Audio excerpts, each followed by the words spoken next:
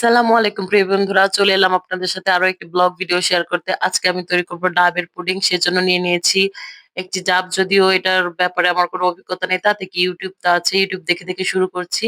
তো দেখা যাক, শেষ পর্যন্ত আপনাদের সাথে শেয়ার করব, স্কিপ না করে দেখতে থাকুন।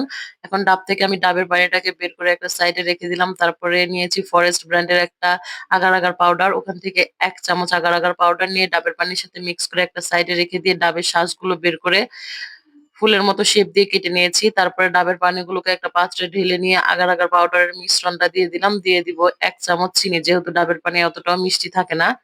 চিনি আর আগার আগার পাউডারের মিশ্রণটাকে খুব সুন্দর করে মিশিয়ে নিয়ে তারপরে চুলায় দিয়ে দিব। দিয়ে অনবরত নাড়তে থাকবো। এই পানিটা যখন অনেকটা শুকিয়ে যাবে এবং আঠালো একটা ভাব চলে আসবে, ঘন হয়ে যাবে, তখন এটাকে আমি একটা মোল্ডে ঢেলে নেব সেট করার জন্য। এই যে সবটুকু পানি আমি মোল্ডে ঢেলে নিয়েছি। তারপরে এখানে যে ডাবের শাঁস দিয়ে আমি ফুলগুলো তৈরি করে রেখেছিলাম, এগুলো এখন একে একে সবগুলো এটার ভিতরে দিয়ে দিব।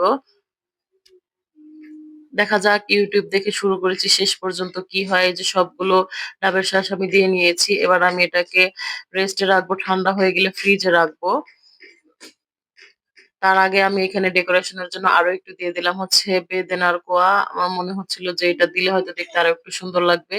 জানি না কেমন হয়েছে, আপনারা কমেন্টে বলে যাবেন। আর এই যে দেখেন, এটা আমি ফ্রিজ থেকে বের করেছি। সারা রাত্রের জন্য ফ্রিজে রেখেছিলাম। তারপরে পরের দিন সকালে এটাকে আমি বের করে নিয়েছি।